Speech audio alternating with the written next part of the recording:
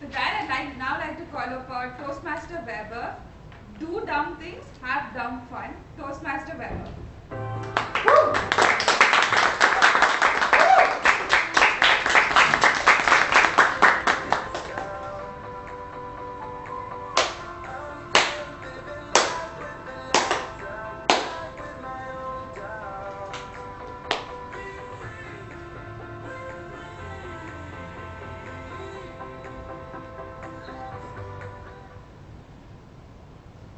Dear Toastmasters, dear guests and members of this August audience, welcome to the Toastmasters show live from 9C001 Oracle Campus, Bangalore. I'm your host Vaibhav Gupta and we have a great show for you that will enthrall, excite and leave you at the edge of your seat.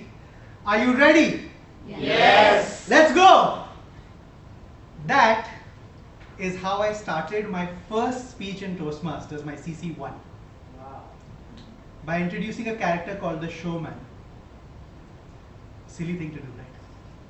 I was wearing the same shirt that day, same jacket, different pants because things have changed since then.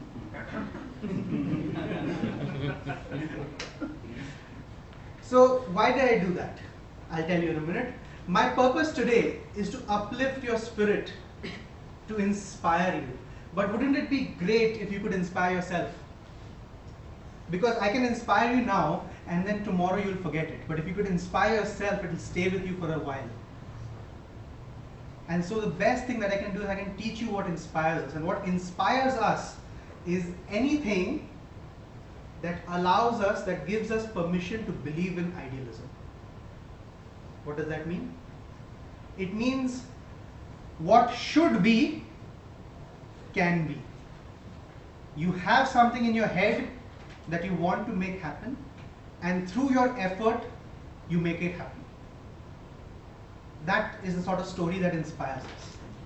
There is a YouTube creator by the name of Peter McKinnon. He's a photographer. And in December 2018, he released a video called The Bucket Shot. And it is the story of how he traveled across Canada to go to a lake on a mountain, to grab a photo in winter with the mountains covered in ice but the water still liquid. And the video goes through his entire process and the trials and tribulations that he faces. He thinks, okay, the snow is the problem. I can't catch the snow because there's only a 2-day window. But when he gets there, he flies on a whim. He gets there and he finds there's fog. And fog is the issue. And the video captures his entire journey of how he met different people and how he got more value out of it. And ultimately, because he was lucky, the fog broke and he got his dream shot. Because he wanted it, he made it happen. And that's the sort of story that inspires me. Because I am a creator. I like to create. And when you see other creators tell you that you can create, that's inspiring. But not everybody is a creator. So how can I inspire this audience, this Toastmasters audience? Well, the best thing that I can do is give you the single greatest piece of advice that I have learned in my Toastmasters journey, which is to do dumb things and have dumb fun. I started my speech pretending to be a TV show host. I even put myself with entrance music this time. In my Toastmasters journey, I've delivered a 3-part story in 3 speeches in 3 weeks. The story of Arnav, I call it. I have had people open out a roll of toilet paper on stage. I've delivered speeches about nihilism, about depression, and about conscientiousness, words that cannot be pronounced, names that cannot be learned.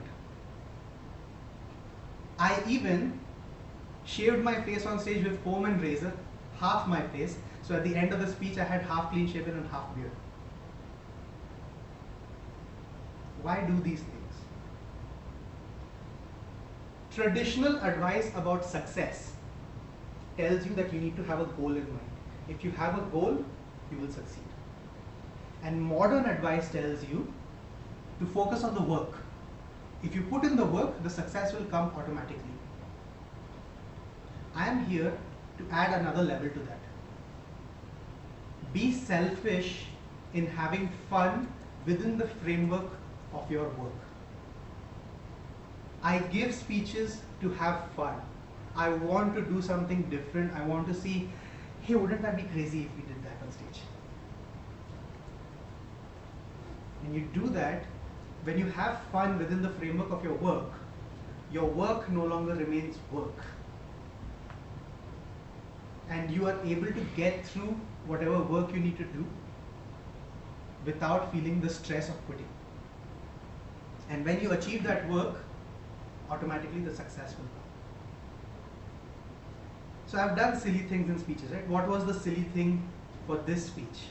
Well, I mean, I had been planning for 6 months. It was supposed to be this. That was it. But it's an open secret now that this is my DTM speech. So I had given all my ACG speeches outside of Orators Club, and I was doing pathway speeches here, with the idea that on the final day I will surprise my club mates with the same speech, the same clothes, the same evaluator, Toastmaster Anil, who could not be here. And it didn't work out. But here we are. The goal is still achieved. By doing these things, I have had a lot of success in Toastmasters. A lot of leadership opportunities. I have won awards, club coach wins and triple crowns and all that stuff. But none of it really matters. Because I'm not chasing those awards. I'm chasing the story. Wouldn't it have been fun if I did that? Won't it be crazy if I shave my face on stage, if people remember that? A lot of Toastmasters, especially new Toastmasters, young Toastmasters, and some members of this audience are scared of delivering speeches. I'm mentoring a few of you, and I know that you're scared of delivering speeches. So replace that fear with fun. Instead of thinking the stories I have to tell are not important enough to share with the audience. Instead of that, you should think, how do I make this story interesting to the audience? It's a very small shift in mindset. And if you are afraid of delivering speeches, let me remind you that when you do dumb things on stage, people remember that and they smile with you. To this date, people say, hey, you did that thing, right, where you shave your face on stage. Because that was recent. In February, I did that. Nobody remembers your failures except you. Nobody remembers. They all remember your successes. And so here I am completing my DTM, but the DTM aspect of it doesn't matter. What matters is the story, how I got here. I joined Toastmasters February 1st, 2016. I delivered my icebreaker March 3rd, 2016.